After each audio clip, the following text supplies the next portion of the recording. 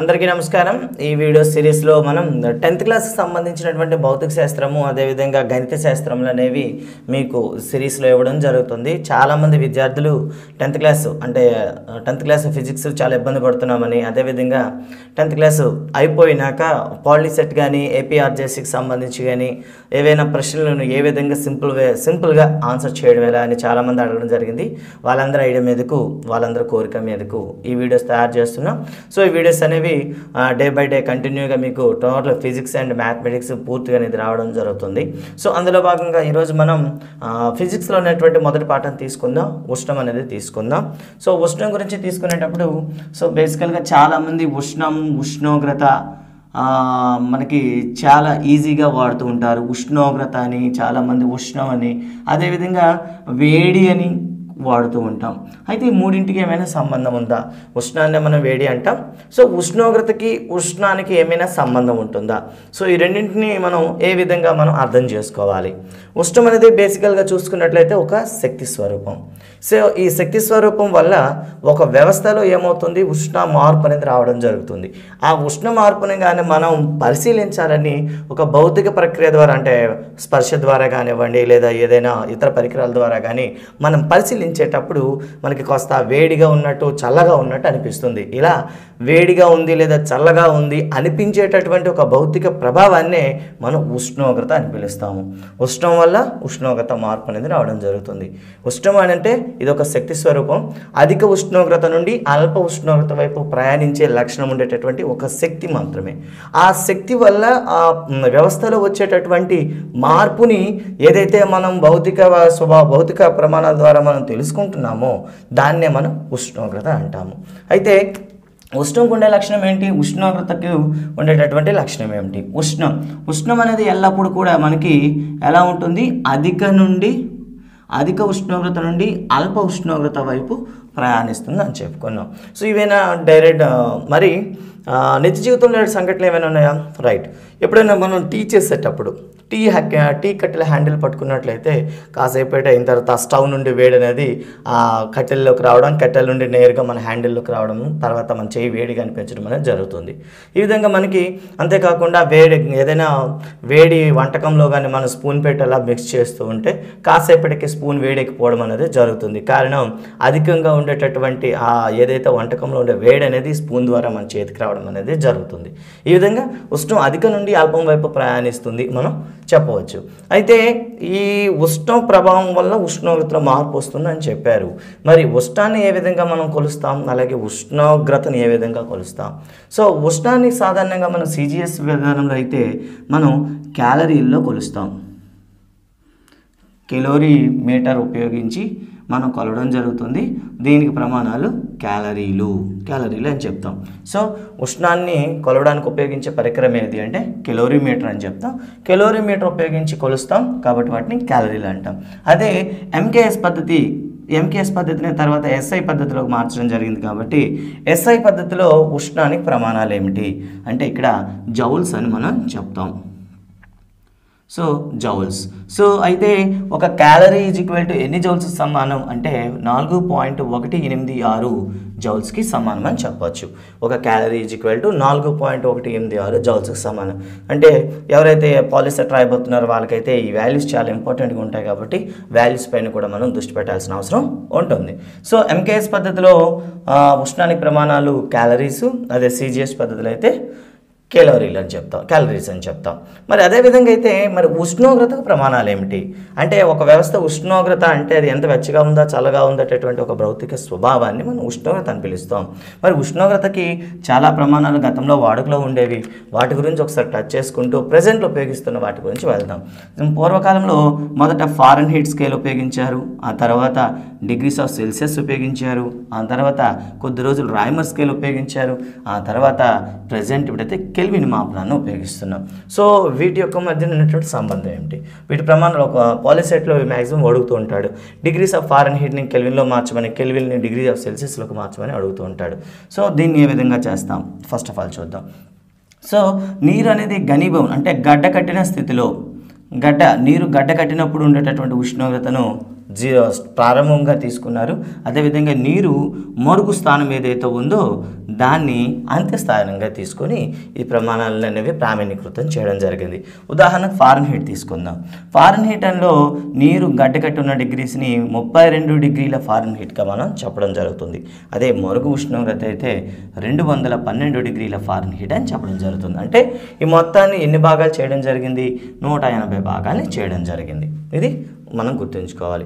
ఇక degrees of సెల్సియస్కి వచ్చినట్లయితే గడ్డకట్టిన డిగ్రీస్ని 0 degrees of Celsius గాను మరుగు ఉష్ణోగ్రతను 100 డిగ్రీల సెల్సియస్ గాను మనకు చేయడం జరిగింది. అంటే దీన్ని 100 భాగాలు చేయడం జరిగింది. ఇక రాయ్మర్ స్కేల్స్కి వచ్చినట్లయితే నీరు గడ్డకట్టిన స్థానాన్ని 0 రాయ్మర్ గాను నీరు మరుగు ఉష్ణోగ్రతను 80 రాయ్మర్స్ గాను విభజించడం జరిగింది.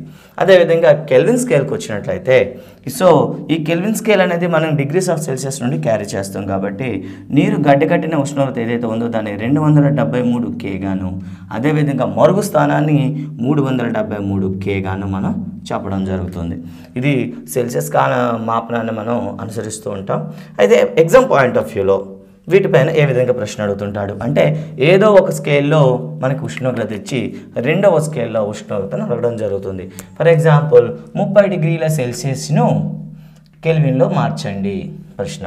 సో మనం ఇక్కడ గుర్తుంచుకోవాలి 0 degrees of Celsius is equal to 273 K అయినప్పుడు 30 డిగ్రీల సెల్సియస్ ఎంత అవుతుంది? ఇక్కడ ఎటువంటి నిష్పత్తులు ఏం లేవు, డైరెక్ట్ సంఖ్యా సూచకంగానే ఉపయోగించి నేరుగా యాడ్ చేయండి. అంటే 273 ప్లస్ 30 చేసుకున్నట్లయితే మనకి 303 Kగా రావడం జరుగుతుంది. సో కెల్విన్కి మరియు సెల్సియస్ డిగ్రీకి అయితే కేవలం సంఖ్యా సూచకం కాబట్టి యాడ్ చేస్తారు. కానీ ఫారెన్హీట్కి సెల్సియస్కి వచ్చేసరికి ఇది నిష్పత్తిని ఆధారంగా చేసి ఉంటుంది. మరి డిగ్రీస్ ఆఫ్ ఫర్ ఎగ్జాంపుల్ 40 డిగ్రీల ఫారెన్హీట్ను సెల్సియస్లో మార్చండి అని అడిగాడు అనుకోండి, దీన్ని ఎలా చేస్తారు? దీంతో ఒకసారి గుర్తుంచుకోవాల్సి ఉంటుంది, దీని మీద సమస్యను చేయాల్సి ఉంటుంది. ఎలా అంటే ముందుగా ఇచ్చిన ఫారెన్హీట్ డిగ్రీస్ నుండి 32ని తీసివేసి బై 180 చేసి అది మనం సెల్సియస్ బై 100కి ఈక్వల్ చేసినట్లయితే మనకి రావడం జరుగుతుంది.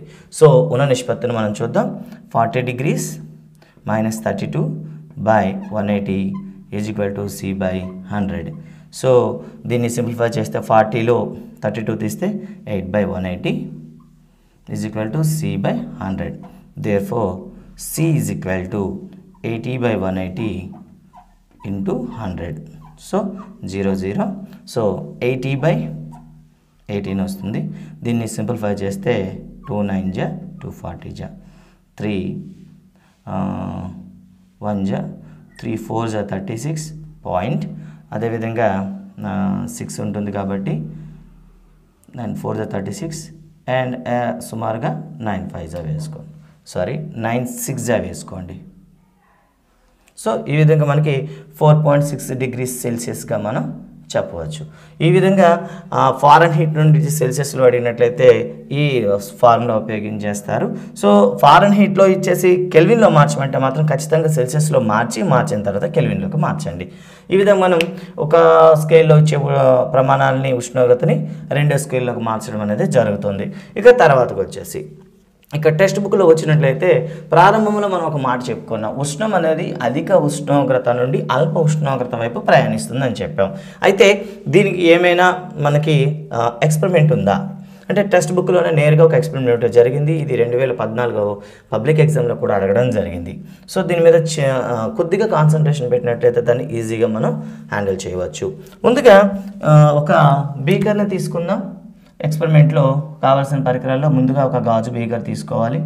గాజు బీకర్లో ఏం చేస్తామంటే కొంతవరకు వేడి నీటిని వేయాలి.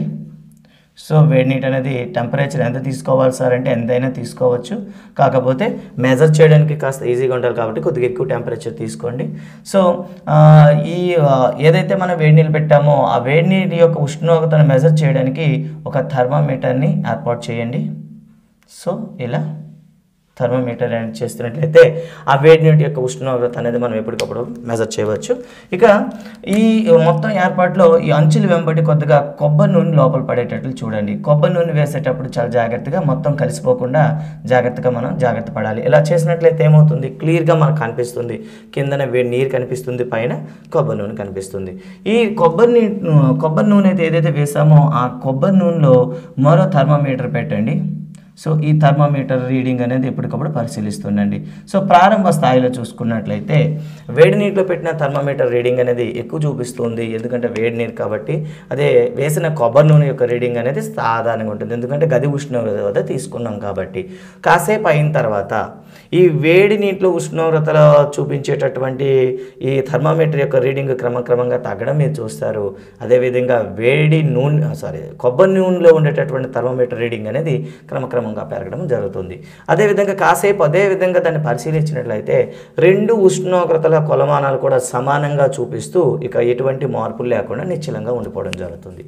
అంటే ఇక్కడ ఏమైంది, అధిక ఉష్ణోగ్రత నీటిలో ఉండేటటువంటి ఉష్ణం అనేది అల్ప ఉష్ణోగ్రత కలిగినటువంటి కొబ్బరి నూనెలోకి ఉష్ణం ప్రసరించడం అనేది జరిగింది. ఎప్పటి వరకు అయింది, రెండు వ్యవస్థలోని ఉష్ణోగ్రతలు సమానం అయ్యేంత వరకు జరిగింది. ఈ విధంగా ప్రత్యక్షంగా స్పర్శలో ఉండేటటువంటి రెండు వ్యవస్థల మధ్య ఉష్ణ ప్రవాహం ఆగిపోయి రెండు ఉష్ణోగ్రతలు సమతాస్థితిలో సమానంగా ఉన్నట్లయితే అటువంటి స్థితిని మనం ఏమని పిలుస్తాము అంటే దాన్ని ఉష్ణ సమతాస్థితి అని పిలుస్తాము. ఉష్ణ సమతాస్థితి, దీన్ని థర్మల్ ఈక్విలిబ్రియం అని పిలుస్తాం అనమాట. ఈ విధంగా ఉష్ణ సమతాస్థితి చేరుకున్న తర్వాత ఉష్ణ ప్రసారం అనేది ఆగిపోవడం జరుగుతుంది. అయితే ఇప్పుడు మనం బాగా గుర్తించాల్సిన విషయం ఏంటంటే, పూర్వం అయితే డిగ్రీస్ ఆఫ్ సెల్సియస్లో ఉపయోగించారు, ఇప్పుడైతే కెల్విన్లో ఉపయోగిస్తున్నారు. ఉష్ణ సమతాస్థితి అనేది చేరుకోవడం మనం గమనించాము. సో ఇక తర్వాత ఈ వీటిపైన ఉండేటటువంటి ప్రభావాలు ఏ విధంగా ఉంటాయి, అసలు వ్యవస్థలో ఉష్ణ ప్రవాహం జరగడానికి ఏమైనా ఆటంకాలు ఉంటాయా, లేదా ఏ ధర్మాల మీద ఆధారపడి ఉంటాయి అనే విషయం తర్వాత వీడియోలో చూద్దాం. సో మరిన్ని మా వీడియోస్ కోసం మీరు ఎప్పుడు అందుబాటులో ఉండాలనుకుంటే, మీకు అందుబాటులో మా వీడియోస్ రావాలనుకున్నా